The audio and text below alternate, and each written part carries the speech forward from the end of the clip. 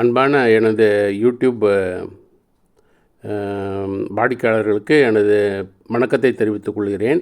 இந்த பதிவிலே கேபி ஜோதிடத்தில் எப்படி ஒரு சம்பவம், எப்போது ஒரு சம்பவம் நடக்கும் என்பதை கண்டுபிடிப்பதை விளக்குகிறேன். அதாவது கேபி ஜோதிடத்தில் திருமணம் எப்போது நடக்கும் மற்றும் வேலை எப்போது கிடைக்கும் என்பதை எப்படி கணிக்க முடியும் என்பதை விளக்குகிறேன் இந்த வீடியோவில். உதாரணமாக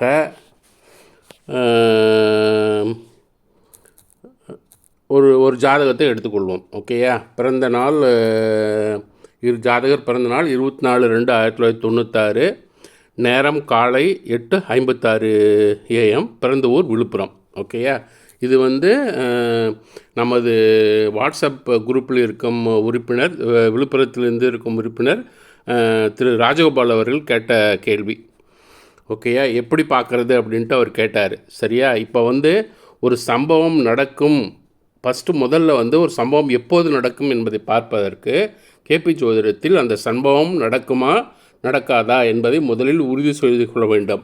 சம்பவம் நடக்கும் என்றால்தான் அந்த சம்பவம் எப்போது நடக்கும் என்பதற்கான வழிமுறைகளை பின்பற்ற வேண்டும். சரி, ஒரு சம்பவம் எப்போது நடக்குமா நடக்காதா என்பதை எப்படி கண்டுபிடிப்பது கேபி ஜோதிடத்தில்? அதாவது ஒரு சம்பவம் அந்த சம்பவம் எந்த பாவத்திற்கு வருகிறதோ அந்த பாவத்தின் உபநட்சத்திரம், நின்ற நட்சத்திரம், பார்க்க வேண்டிய வீடுகளை குறிகாட்டினால் அந்த சம்பவம் நடக்கும் என்று அர்த்தம். உதாரணமாக திருமணம் என்று எடுத்துக்கொண்டால் அது 7ஆம் பாவத்திற்கு சம்பந்தப்பட்ட விஷயம். சரி, அப்போ 7ஆம் பாவத்தின் உபநட்சத்திரம், நின்ற நட்சத்திரம், பார்க்க வேண்டிய வீடுகளான 2, 7, 11 இவற்றில் ஒன்றையோ அல்லது 5ஐயும் எடுத்துக்கொள்ளலாம்.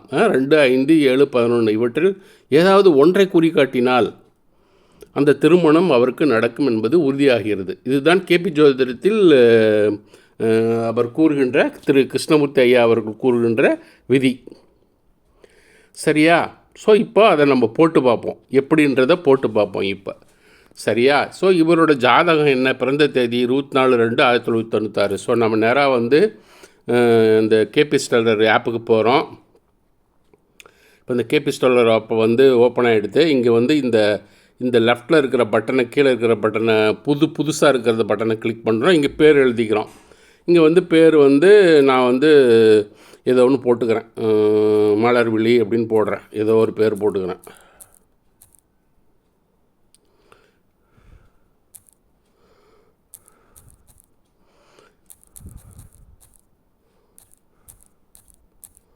சரியா? ஒரு பேரை போட்டேன். கரெக்டாக? So male female. இப்போ என்ன டேட்டு? இங்கே வாங்க, 24/2/96. சரி, இப்போ இங்கே பாருங்கள், டேட்டை போடுறேன் 24. இந்த வருஷத்தை அமுத்துறேன். அப்புறம் இந்த லெஃப்ட்டு ஏரோ இருக்குல்ல, அதை அமுத்தணும் பழைய வருஷத்துக்கு போகிறதுக்கு. ஏன்னா 1996க்கு போகணும். நான் 96 வந்துருச்சு. இந்த 90 கிளிக் பண்ணுறேன். திரும்பவும் பார்க்குறேன் டேட்டா 24/2/96, பிப்ரவரி மாதம் 24ஆம் தேதி. கரெக்டாக? ஸோ பிப்ரவரி மாதம் 24ஆம் தேதி செலக்ட் பண்ணிட்டேன். நேரம் காலையில் 8:56. ஸோ இது 10ன்னு இருக்குது. இதை கழிச்சுட்டு 8:56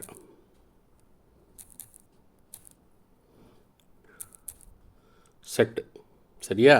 பிறந்த ஊர் விழுப்புரம். ஸோ ஈரோடுன்றது தான் டிஃபால்ட் இருக்குது. அதை திரும்ப pick from database click பண்ணணும். அப்புறம் ஈரோடு சிட்டி கிளிக் பண்ணிவிட்டு இங்கே விழுப்புரம், VILLU போட்டாலே வந்துடும் விழுப்புரம். கரெக்டாக ஸ்பெல்லிங் தெரியணும். இவன் கொஞ்சம் போட்டு பார்க்கணும் சிலதெல்லாம். கரெக்டான ஸ்பெல்லிங் போட்டிங்கனாக்கா உங்களுக்கு தெரியும். அதுக்கு போய் கூகுளில் போய் அந்த ஊரை டைப் பண்ணிங்கன்னா கரெக்டான ஸ்பெல்லிங் கிடைக்கும். விழுப்புரத்தை செலக்ட் பண்ணிவிட்டேன். அப்புறம் இந்த டிக்கை கிளிக் பண்ணுறேன். திரும்பவும் அந்த டிக்கை கிளிக் பண்ணுறேன். இப்போ ஜாதகம் திறந்துருச்சு. அட்வர்டைஸ்மெண்ட் வருது, வெயிட் பண்ணுங்க. உன்னை என்னைக்கு கல்யாணம் பண்ணணும் அன்னைக்கு நாசமா போச்சு என் வாழ்க்கை.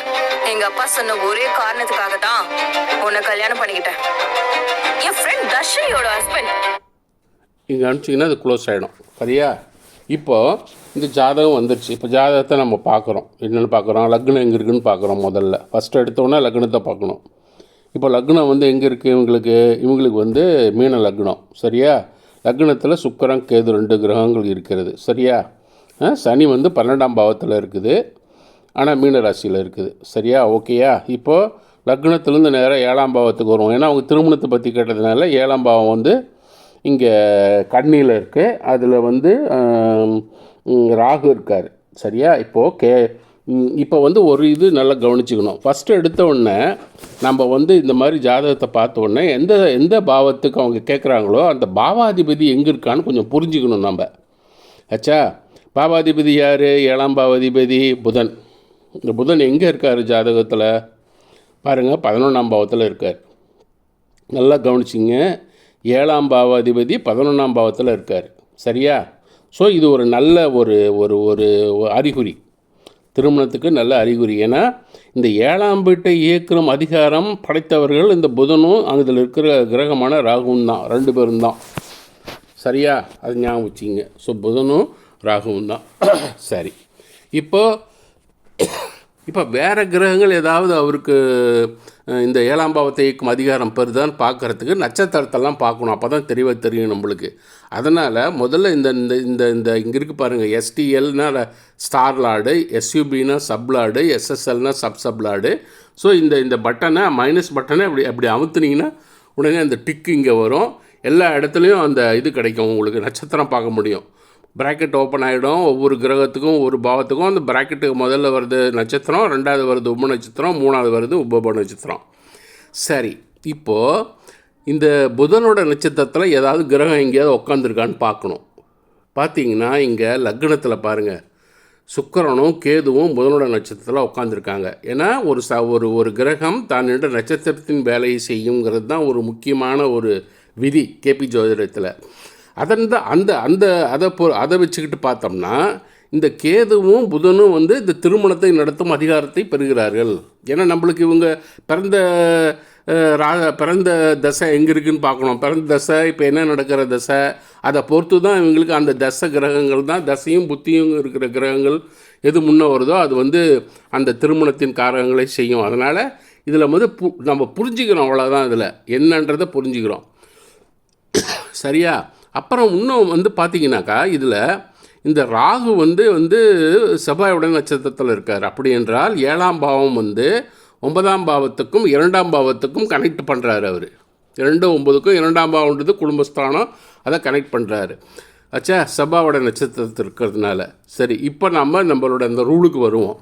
7ஆம் பாவத்தின் உப நட்சத்திரம் செவ்வாய் நின்ற நட்சத்திரம் எங்கன்னு பார்க்கணும். செவ்வாய் நின்ற நட்சத்திரம் ராகு. நல்லா கவனிச்சிங்க. இங்கே பார்த்தீங்கன்னா அவருக்கு ஜாதகத்தில் 7ஆம் பாவம் உப நட்சத்திரம் செவ்வாய் நின்ற நட்சத்திரம்.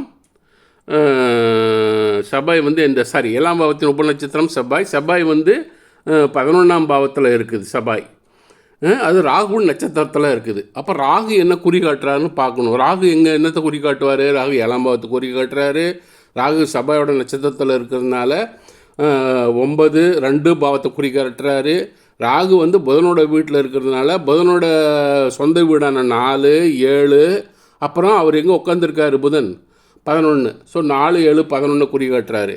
ஸோ இத்தனை குறிகாட்டிகள் அவருக்கு இருக்குது. அப்புறம் வேறு ஏதாவது கிரகங்கள் ராகு பார்க்குதா பார்த்தா சுக்கிரன் பார்க்குறாரு, அவரை சனி பார்க்குறாரு. அவரோட வீட்டு வேலைகளையும் அவர் செய்வார். பார்த்திங்கன்னா ராகுக்கு பயங்கர இது இருக்குது. இந்த கேபி டிஃபால்ட்டில் போகணும், நீங்கள் போனீங்கன்னா தெரியும், அவங்க எல்லாத்தையும் போட்டுருப்பான், கண்டுபிடிச்சிருப்பாங்க. கல்யாணம் பண்ணணும் அன்னைக்கு நாசமா போச்சு என் வாழ்க்கை. எங்க அப்பா சொன்ன ஒரே காரணத்துக்காக தான் உன்னை கல்யாணம் பண்ணிக்கிட்டேன். என் ஃப்ரெண்ட் தர்ஷினியோட ஹஸ்பண்ட். சரியா? இப்போ பாருங்கள், இதில் இந்த கீழே வந்து நோட்ஸ்ன்னு இருக்குது. இங்கே வந்து பிளானட்ஸு கேபி சிக்னிஃபிகேட்டர்ன்ற டேபிளில் கேபி டிஃபால்ட்டில் நான் கிளிக் பண்ணேன். அதில் கேபி சிக்னிஃபிகேட்டர் டேபிள்ஸ் வரும். மேலே பிளானட்ஸ் இருக்குது, அப்புறம் நோட்ஸ்னு இருக்குது, அப்புறம் கஸ்பல்னு இருக்குது. இந்த கஸ்பல்ன்றது தான் பாவ டேபிள். ஒவ்வொரு பாவமும் எந்த வீட்டில் இருக்குது, அந்த வீட்டு அதிபதி யார், அந்த நட்சத்திரபதி அதிபதி யார், அந்த உப நட்சத்திர அதிபதி யார், அப்படின்லாம் இருக்குது. உப நட்சத்திர அதிபதி, உப நட்சத்திரம், இதெல்லாம் இருக்குது. அப்புறம் இங்கே மேலே ஒவ்வொரு கிரகமும் எந்த நட்சத்திரத்தை எந்த வீட்டில் ராசியில் இருக்குது, ராசி அதிபதி யார், அந்த அவர் நட்சத்திர அதிபதி யார், அதுக்கு உப நட்சத்திர யாருன்னு இருக்குது. இப்போது நம்மளுக்கு என்ன தெரியணும்? 7ஆம் பாவத்தின் உப நட்சத்திரம் இங்கேயும் பார்க்கலாம், அதை அந்த டேபிள்லேயும் பார்க்கலாம், இங்கேயும் பார்க்கலாம். அதை உப நட்சத்திரம் செவ்வாய் நின்ற நட்சத்திரம் ராகு என்ன குறிகாட்டுறாரு? இங்கே பார்த்தீங்கன்னா 2 7 9 11ன்னு போட்டிருக்குது இங்கே. ஆனால் ராகு வந்து அதுக்கு பவர் அதிகம். அது பார்த்தீங்கன்னா இங்கே பாருங்கள், 1 2 3 4 5 7 8 9 10 11 12 இத்தனை வீடுகளை குறிக்காட்டுறதுக்கு பவர் இருக்குது ராகுக்கு. புரியுதா? ஆனால் நம்மளுக்கு என்ன தேவை? 2 7 11 இதில் ஏதாவது ஒன்று இருந்தால் போகணும். ஆனால் இங்கே பார்த்தீங்கன்னா 5 கூட இருக்குது. 2 5 7 10 11. அதனால் கட்டாயம் இந்த பெண்ணுக்கு திருமணம் நடக்கும் அப்படின்றது உறுதியாகிடுது. சரியா? ஒன்ஸ் உறுதியான உடனே இப்போ நம்ம இதை இங்கே எழுதிக்கணும் அவர் சொல்கிறதுக்காக. அதாவது 7ஆம் வீட்டின் 7ஆம் பாவத்தின் உபநட்சத்திரம்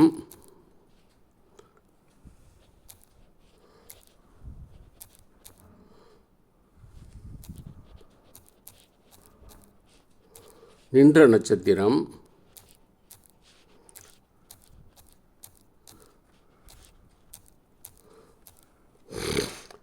நட்சத்திரம் 2 அல்லது 5 அல்லது 2 அல்லது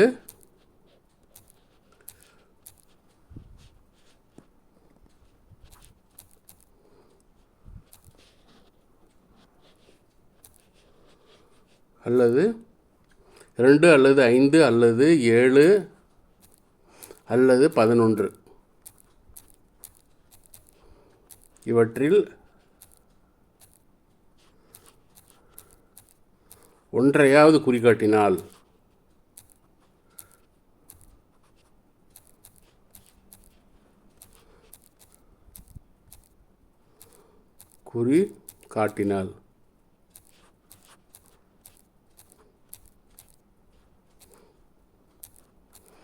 திருமணம் நடக்கும். ஓகேயா? புரிஞ்சுட்டா? இதுதான் குறிக்காட்டினால் திருமணம் நடக்கும். அப்போ இங்கே இந்த ஜாதகருக்கு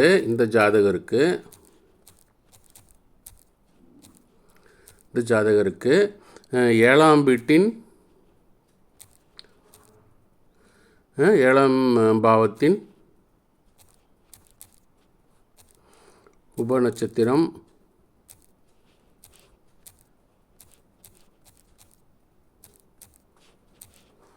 என்னது? 7ஆம் பாவத்தின் உபநட்சத்திரம் என்ன? 7ஆம் பாவத்தின் உபநட்சத்திரம் செவ்வாய். சரியா? இந்த இதை சேவ் பண்ணிக்கணும், இல்லைன்னா அது போயிடும். 7ஆம் பாவத்தின் உபநட்சத்திரம் செவ்வாய். சரியா? இங்கே வந்துடுங்க. உபநட்சத்திரம் செவ்வாய். நின்ற நட்சத்திரம்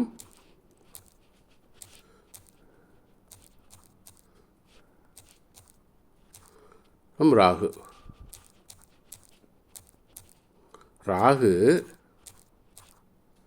என்னென்ன குறிக்காட்டார்? 1 2 3 4 5 7 8 9 10 11 12.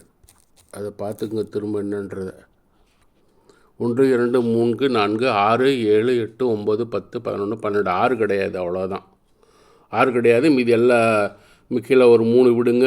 3 3 6 3 9 2 11 வீடுகள் இருக்குது. வச்சா ராகு இந்த 4 பேர்த்தோட வேலையை செய்வார். செவ்வாயோட வேலையை செய்வார், புதனோட வேலையை செய்வார், சுக்கிரனோட வேலையை செய்வார், சனியோட வேலையை செய்வார். ஓகே. ஸோ அப்போ இங்கே பார்த்த உடனே இதில் 2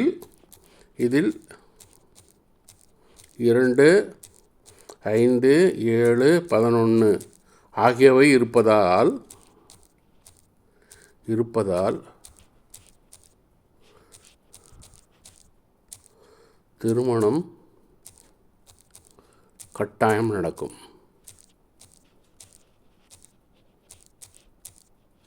அன்றதான் முடிச்சிடறோம். ஆச்சா?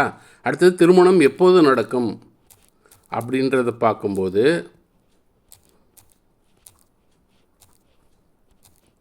இதை பார்க்குறதுக்கு என்ன செய்யணும்னா 2 வகையான கிரகங்களை கண்டுபிடிக்கணும். 2 அதாவது ஒன்று பிறந்த ஜாதகத்துக்கு போகணும். அதாவது நல்லா அந்த வழிமுறையை பார்த்துக்குங்க சொல்கிறேன்.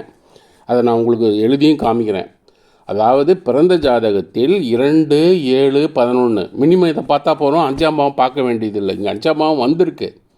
ஏன்னா இதில் காதல் திருமணம் நடந்ததுன்னா 5ஆம் பாவம் ஒன்று வரும். ஆச்சா?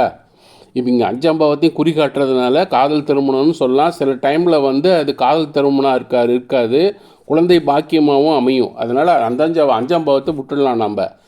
2, 7, 11 மட்டும் கணக்கில் வச்சுக்கலாம். சரியா?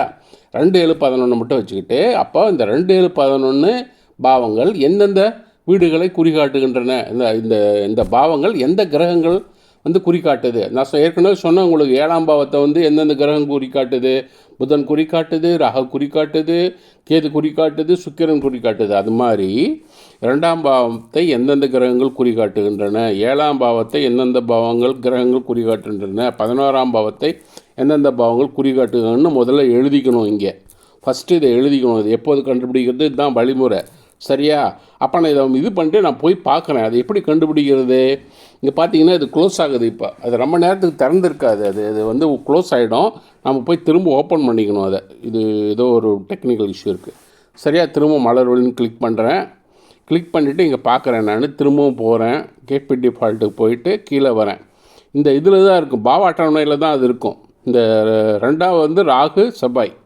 2ஆம் பாவத்தை நல்லா பாருங்கள். இதில் சிக்னிஃபிகேட்டர்ஸ்னு போயிருக்கோம், அந்த இடத்துல தான் பார்க்கணும். 2ஆம் பாவம் ரோமன் லெட்டரை பார்க்கணும். இதெல்லாம் எழுதக்கூடாது. இந்த sign lord, star lord, sub lord, சப்லார்லாம் எழுதக்கூடாது. இந்த 2ஆம் பாவம் எந்த வீடுகளை குறிகாட்டுது அப்படின்னு கேட்குறாங்க. ஸோ அப்போ அங்கே எழுதும்போது இதை தான் எழுதணும், ராகு செவ்வாய். அப்போ இங்கே வந்து 2ஆம் பாவம் ராகு செவ்வாய், ராகு செவ்வாய். சரியா? அடுத்தது 7ஆம் பாவம் நான் ஏற்கனவே உங்களுக்கு சொல்லியிருக்கேன். அதாவது புதன், இங்கேயும் ராகு, கேது, சுக்கிரன், இதெல்லாம் இருக்குது. சரியா? கேதுக்கு பார்வை கிடையாது, ஸோ அதனால் அதை எடுத்துக்க வேண்டியதில்லை. கேதுக்கு பார்வை கிடையாது, ஸோ அதனால் எடுத்துக்க வேண்டியதில்லை. புதன் சுக்கிரன் பார்க்குறாரு. சரியா? ஸோ இங்கே பாருங்கள், இங்கே தெரியும் உங்களுக்கு, இதில் தெரியும் உங்களுக்கு, இங்கே இருக்குது, கேதுவும் இருக்குது, இந்த லிஸ்ட்டில் இருக்குது. வேறு ஏதோ காரணம்னு நினைக்கிறேன். கேது இருக்கிறதுக்கு காரணம், கேது வந்து புதனோட நட்சத்திரத்தில் இருக்குது. அதனால் கேது வந்து புதனோட நட்சத்திரத்தில் இருக்குது. அதனால் வந்து அந்த 7ஆம் வீட்டையும் எடுத்துக்கணும், வேறு வழி இல்லை. பார்வைக்காக இல்லை, இது வந்து அதுக்கு புதனோட நட்சத்திரத்தில் இருக்கிறதுனால. இங்கே சூரியன், செவ்வாய், ராகு, சூரியன், செவ்வாய், ராகு,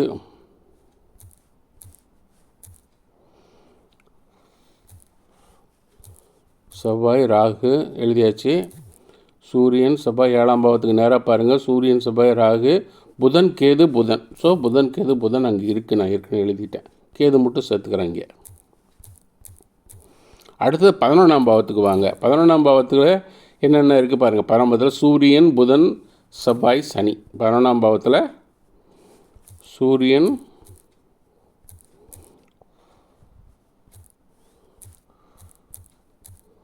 புதன்,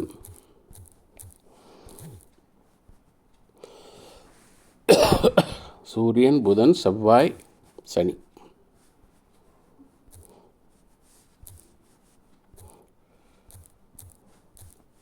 அவ்வளோதான், எழுதியாச்சு, எல்லாம் எழுதியாச்சு. சரியா? ஓகே. அடுத்தது நம்ம என்ன செய்யணும், இங்கே ராகு கேது 2 வந்துட்டதுனால மேற்கொண்டு எதுவும் செக் பண்ண வேண்டியதில்லை. அடுத்தது வந்து என்ன சொல்கிறது, ஆளும் கிரகங்கள்ன்றது. இதுதான் கொஞ்சம் இன்ட்ரெஸ்டிங்காக இருக்கும். ஆளும் கிரகங்கள் கண்டுபிடிக்கணும். மொத்தம் 2 செட்டு கிரகங்கள். ஒன்று வந்து பிறந்த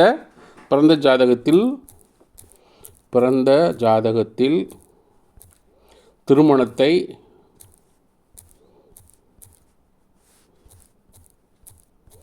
நடத்தும் கிரகங்கள். இது வந்து திருமணத்தை நடத்தும் கிரகங்கள். அவ்வளோதான். இது வந்து அந்த குரூப்பு. இது ஒரு குரூப்பு வச்சா, இது வந்து குரூப் ஏ. குரூப் ஏன்னு வச்சுக்கிங்க, அப்போ தான் உங்களுக்கு புரியும். இது வந்து ஆளும் கிரகன்றது குரூப் பி.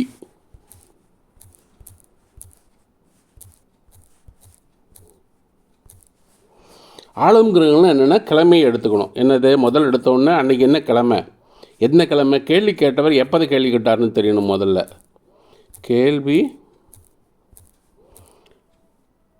கேட்டது எப்போது அப்படின்னு தெரிஞ்சுக்கங்க முதல்ல.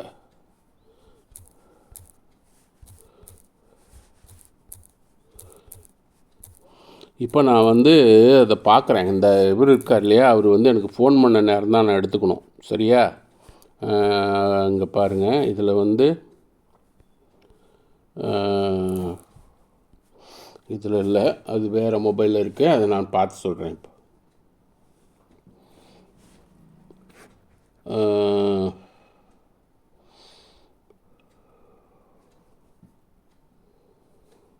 இப்போ வாட்ஸ்அப்பில் ஃபோன் பண்ணாரா?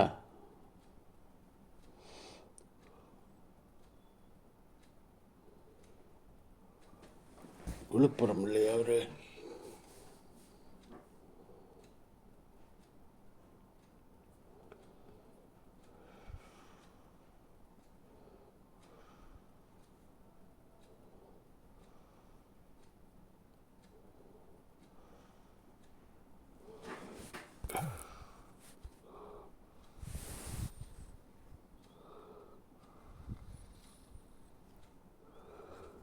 இதுதான் நினைக்கிறேன் நான் அநேகமாக.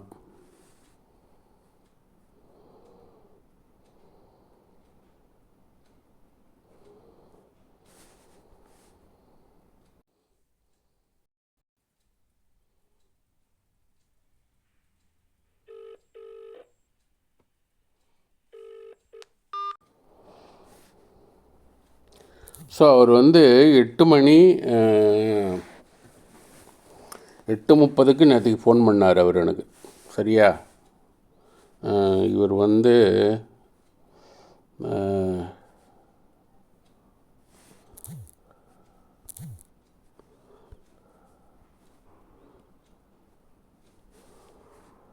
அதை பார்த்திங்கன்னா தெரியும், 8:13 ஃபோன் பண்ணியிருக்காரு நேற்றுக்கு.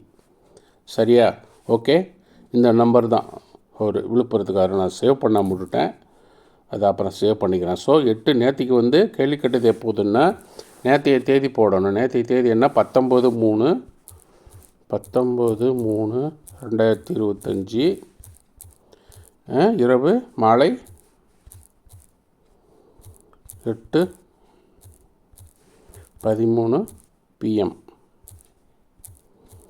ஆச்சா? இப்போ என்ன செய்யணும்? நம்மளோட இதுக்கு போய்ட்டு ஸ்கேபி ஸ்டார்ட்டுக்கு போய்ட்டு திரும்ப அது க்ளோஸ் ஆகிடும், அதை ஓப்பன் பண்ணிக்கணும். ஆச்சா? இது ஒரு பிரச்சனை. இதில்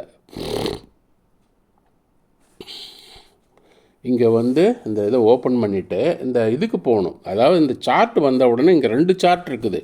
ஒரு சார்ட் நட்டல் சார்ட்டுன்னு பேர், அதாவது இந்த ராசி கட்டத்தில் இந்த கிரகங்கள் பாவங்களை காமிக்கிறது. இன்னொன்று டிரான்சிட் சார்ட்னு பேர், கோச்சார சார்ட்டு. இப்போதைக்கு இக்கிரகங்கள் எப்படி சுற்றுகின்றன்றது. இதுதான் இந்த சாஃப்ட்வேர்லேயே இருக்கிற ஒரு பெரிய அற்புதமான விஷயம். இதுதான் மற்ற சாஃப்ட்வேரில் எங்கேயுமே இந்த மாதிரியான ஒரு இது கிடைக்காது, வசதி கிடைக்காது. ஆச்சா? இந்த டிரான்சிட் சார்ட்டுன்னு இங்கே பட்டன் ஒன்று உலக மாதிரி உருண்டை போட்டிருக்கான், அதை அமுத்தணும். அதை அமுத்தின உடனே அந்த டிரான்சிட் சார்ட் வந்துடும். இது இப்போ நான் என்ன அமுத்தணும்னோ அந்த டைமுக்கு தான் இது காமிக்குது. 20 மார்ச் 10:28 என்னவோ அதை தான் காமிக்குது. இப்போ நான் போய் இதை மாற்றணும். ஏன்னா அவர் கேள்வி கேட்டது நேற்றுக்கு ராத்திரி 8:13. ஸோ நான் என்ன பண்ணணும்? எடிட்னு கிளிக் பண்ணிவிட்டு இது டேட்டு மேலே கையை வச்சு 19ஆம் தேதி செலக்ட் பண்ணிவிட்டு இங்கே 18ங்கிறது 20 ஹவர்ஸ் 20 ஹவர்ஸ் இது இந்த ரயில்வே டைமுக்கு தான் மாற்றணும். இது போடணும் இங்கே, அதையும் ஞாபகம் வச்சுக்கணும். 8:13 ஆச்சா? 8:13 போட்டு இந்த 8 இது பண்ணிட்டு அங்கே 0 வச்சுக்கலாம். சரியா? ஸோ ஈரோடு தான், நான் ஈரோடில் இருக்கிறனால ஈரோடு. சரி, இதை இது பண்ணுங்கள். இப்போ கிளிக் பண்ணிட்டீங்கன்னா உங்களுக்கு இந்த சார்ட் கிடச்சிருச்சு.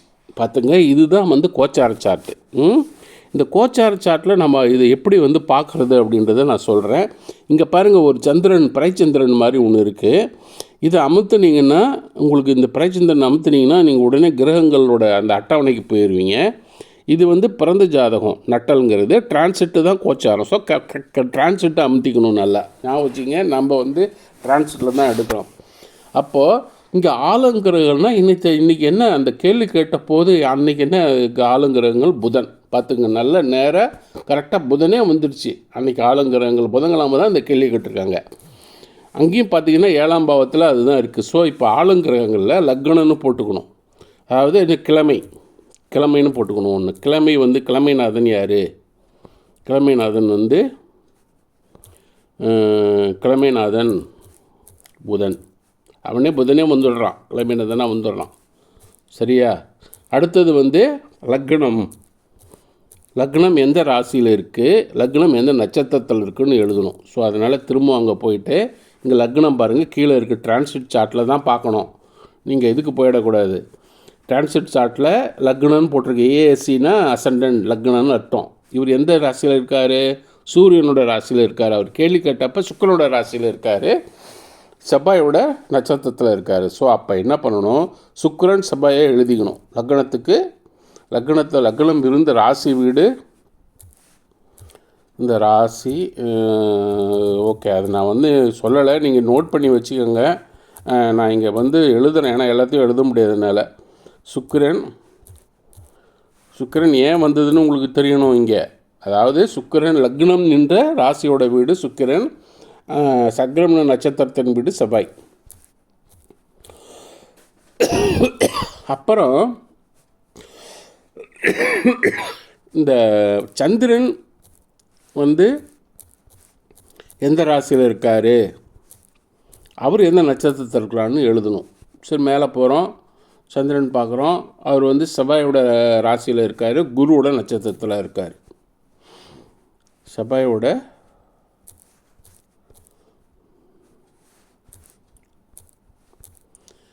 குருவோட நட்சத்திரத்தில் இருக்கார். சரி, இதை எழுதி முடித்த உடனே இந்த டேபிளை விட்டு நீங்கள் வெளியே வந்துடலாம். ஏன்னா இதுதான், இவ்வளோ தான் நீங்கள் இந்த டேபிளில் பார்க்கணும்.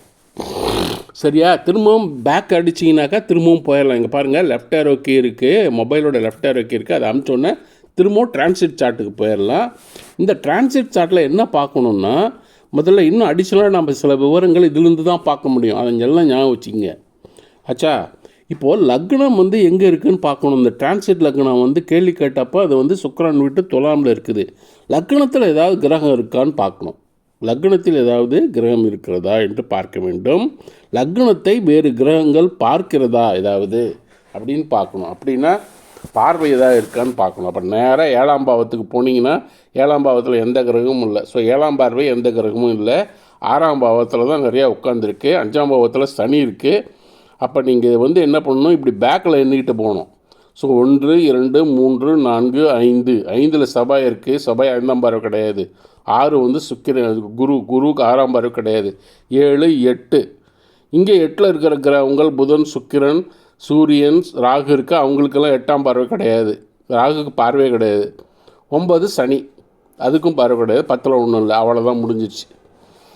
லக்னத்தை எதுவும் பார்க்கல. ஆச்சா? அடுத்தது சந்திரனோட ஏதாவது கிரகங்கள் முன்ன பின்ன 3 டிகிரி 20 மினிட் முன்னாடியோ 3 டிகிரி 20 மினிட் பின்னாடினா வேறு பாவத்தில் கூட இருக்கலாம்.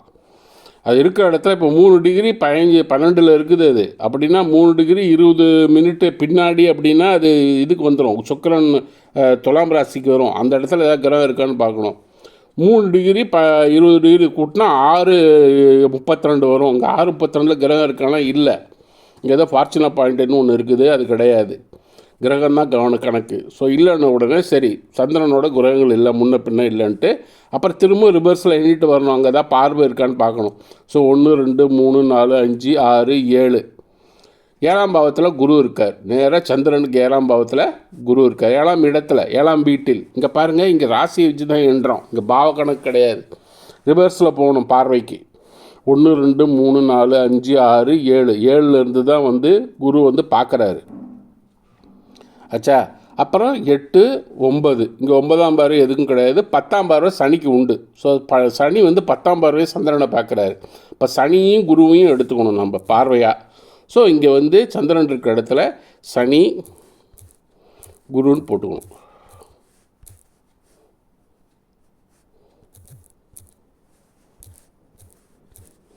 சரியா? இப்போ முடிஞ்சிட்டு ராகுக்கு எது அப்புறம் எழுதிக்கணும். நம்ம இந்த டிரான்சிட் ஆளுங்கிரகங்களை மட்டும் கட்டாயம் ராகுக்கு எதுக்களை எழுதி கொள்ள வேண்டும்னு அவங்க சொல்கிறாங்க. ஆனால் அதையும் நம்ம சார்ட்டில் வெரிஃபை பண்ணி பார்க்கலாம். ஏன்னா ராகுக்களுக்கும் ஆடுற திறமை இருக்கான்னு பார்க்கணும். இங்கே நம்ம பார்த்த கிரகங்கள் இருக்கு இல்லையா, ஆளுங்கிரகங்கள்னு இத்தனை கிரகங்கள் எழுதி வச்சுருக்கிறோம். புதன் எழுதி வச்சுருக்கோம், கிளைமைநாதன் புதன் இருக்குது. அப்புறம் சுக்கிரன் இருக்குது, செவ்வாய் இருக்குது, குரு இருக்குது, சனி இருக்குது, குரு இருக்குது. ஸோ இந்த கிரகங்கள் இருக்கு இல்லையா, இந்த கிரகங்களோட வீட்டில் இல்லையா, அல்லது இந்த கிரகங்களின் நட்சத்திரத்தில், அல்லது இந்த கிரகங்கள் நிற்கும் நட்சத்திரத்தில். அதாவது ராகு வந்து இந்த இருக்கிற கிரகங்களோட நட்சத்திரம் இருந்தால் ராகு எழுதிக்கணும். இந்த கிரகங்கள் ராகு நட்சத்திரத்தில் போய் இருந்தால் ராகு எழுதிக்கணும். ஆச்சா, அது ஒன்று. அதனால் பார்க்கணும் அங்கே இந்த வீட்டில் இருக்கான்னு, இந்த கிரகங்களோட சொந்த வீட்டில் ராகு கேது இருக்கான்னு பார்க்கணும் மெதுவாக முதல்ல. ஸோ அங்கே போய் பார்த்தீங்கனாலே தெரியும். குருவோட வீட்டில் ராகு இருக்கார், புதனோட வீட்டில் கேது இருக்கார். ஸோ சும்மா என்ன பண்ணணும், கண்ணை முடிக்கிட்டு ராகு கேதுவை சேர்த்துக்கணும். இங்கே ராகு கேதுகளை சேர்த்துக்கொள்ள வேண்டும், ஞாபகம் வச்சுக்கிங்க. அதுக்கு பார்க்குறதுக்கு ஒரு வழி இருக்குது. ஏன்னா ராகு கேதுக்கு மட்டும் அது தான் நின்ற வீட்டின் வேலையை செய்யும், தான் நின்ற நட்சத்திரத்தின் வேலையை செய்யும், தன்னை பார்க்கும் கிரகங்களின் வேலையை செய்யும், தன்னுடைய நட்சத்திரத்தில் எந்த கிரகம் உட்கார்ந்து இருக்கிறதோ அந்த வேலையும் செய்யும். எத்தனை இருக்குது இந்த ராகு கேதுக்கு. அதனால் அதை எழுதிக்கணும். ஸோ இது முடிஞ்சிருச்சு. இப்போ ஆளுங்கிரகங்கள் கண்டுபிடிச்சிட்டோம். அடுத்தது சீனு போட்டுட்டேன் நான். சீனு போட்டு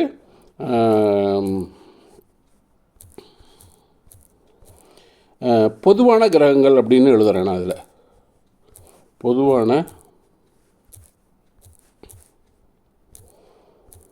பொதுவான கிரகங்கள், அதாவது இந்த இந்த இந்த நம்ம முன்னாடி பார்த்த இந்த திருமணம் நடக்கும் பிறந்த ஜாதகத்தில் திருமணத்தை நடத்தும் கிரகங்கள்னு ஒன்று இருக்குது. ஒரு செட்டு இருக்குது, செட் ஆஃப் கிரகங்கள் இருக்குது இல்லையா? அதற்கும் இந்த ஆளும் கிரகங்களுக்கும் பொதுவான ரெண்டுலேயும் இருக்கணும். பொதுவான கிரகங்கள்லாம் என்ன, ரெண்டுலேயும் இருக்குது. இதுலேயும் இருக்கணும், அதுலேயும் இருக்கும். அந்த கிரகங்கள் யாவை அப்படின்னு அவர் கேட்குறாரு இங்கே கேள்வி. அதுதான் அது பொதுவான கிரகங்கள்னு. அதுதான் காமன் பிளானட்டுன்னு இங்கிலீஷில் சொல்லுவானுங்க. ஆச்சா, இப்போ பாருங்கள், இங்கே ராகு அங்கே இருக்குது, 2ஆம் பாவத்தில் ராகு செவ்வாய் இருக்குது. இங்கே ராகு செவ்வாய் இருக்கான்னு பாருங்கள். இங்கே ராகு இருக்குது, செவ்வாயும் இருக்குது. ஸோ ராகு செவ்வாயை எழுதிக்கோங்க பொதுவான கிரகத்தில். அடுத்தது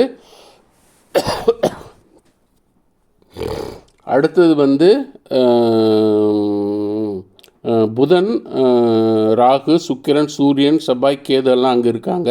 இங்கே இருக்கார். புதன் எழுதியாச்சு, புதன் ராகு எழுதியாச்சு. சுக்கிரன் சூரியன் இங்கே இருக்கான்னு பார்க்குறோம். இப்போ இதில் ஆளுங்கிரகத்தில் சுக்கிரன் இருக்கார், சூரியன் கிடையாது. ஸோ சுக்கிரன் எழுதிக்கணும். ஆச்சா, அடுத்தது செவ்வாய் ஏற்கனவே எழுதிட்டோம். கேது எழுதணும். கேது அங்கே இருக்குது, கேது எழுதணும். அதுக்கு அடுத்து 11 சூரியன் இருக்குது. இங்கேயும் 11 சூரியன் இருக்குது. புதன், செவ்வாய், சனி இருக்குது. இங்கே சனி இருக்குது. ஆச்சா, சனி எழுதிக்கணும். சூரியன் மட்டும் இல்லை, அவ்வளோதான். சூரியன் மட்டும் கிடையாது, இங்கே சனி எழுதிக்கணும். இவ்வளோதான் பொதுவான கிரகங்கள். சரி, இப்போ என்ன செய்யணும், தசாபுத்திக்கு, நடப்பு தசாபுத்திக்கு போகணும். நடப்பு தசா புத்தி என்னன்னு போய் பார்க்கணும். சரியா? அதை எப்படி பார்க்குறது? அதுக்கு திரும்பவும் அந்த ஜாதகத்தை ஓப்பன்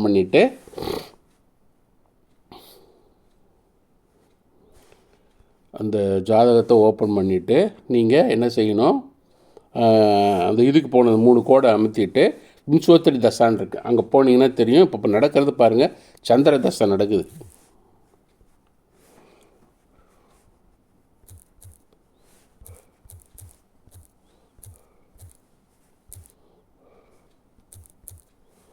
சந்திர தசை எப்போ வரைக்கும் இருக்குது? மே 2026 வரைக்கும் இருக்குது.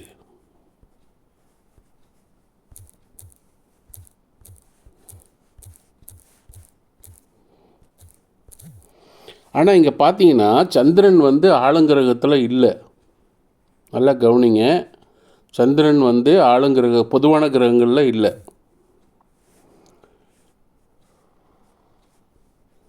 அப்போ என்ன செய்யணும், இங்கே போய் பார்க்கணும். இங்கே திரும்பவும் அங்கே போகணும். நம்ம இங்கே அந்த இதுக்கு போகணும், நம்மளோட பிறந்த ஜாதகத்துக்கு போயிட்டு சந்திரன் எந்த நட்சத்திரத்தில் உட்காந்துருக்காருன்னு பார்க்கணும். இங்கே பாருங்கள், நல்லா கவனிங்க. இப்போ சந்திரன் புதனோட சுக்கிரனோட நட்சத்திரத்தில் உட்காந்துருக்காரு. அப்போன்னா என்ன அர்த்தம்? சுக்கிரன் நட்சத்திரத்தில் உட்காந்துருக்காருன்னா சந்திரன் சுக்கிரனோட வேலையை செய்கிறதுக்கு அதிகாரம் பெற்றிருக்காருன்னு அர்த்தம்.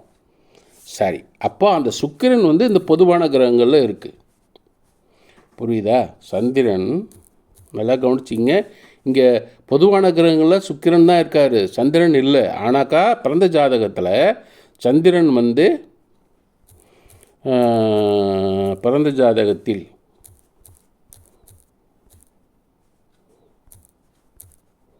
சந்திரன் சுக்கிரன் நட்சத்திரத்தில் உள்ளது.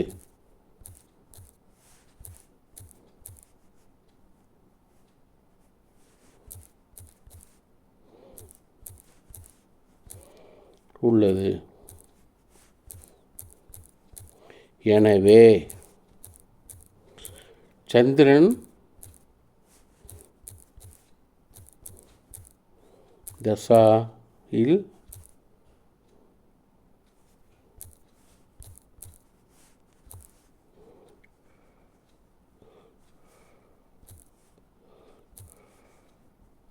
திருமணம் நடக்கும்.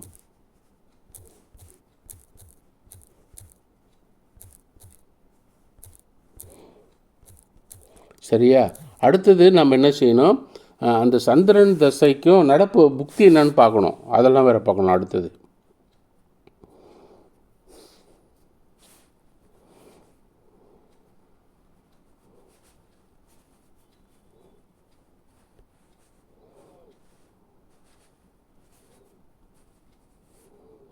இது அமுத்தினா தெரியும் அங்கே இருக்குன்ட்டு. இப்போ வந்து சுக்கிரனோட இது இருக்குது, சுக்கிரனோட இது இருக்குது, நவம்பர் 25 வரைக்கும் இருக்குது. இப்போ சுக்கிரன் புத்தி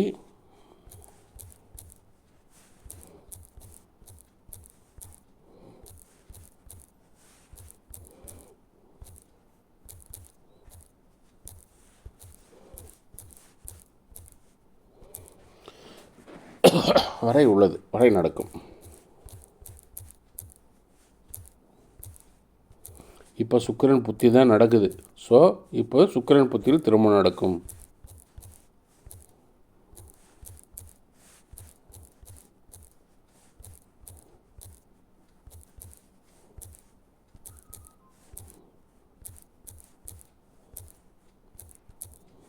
அப்புறம் போய் அந்தரத்தை பார்க்கணும்.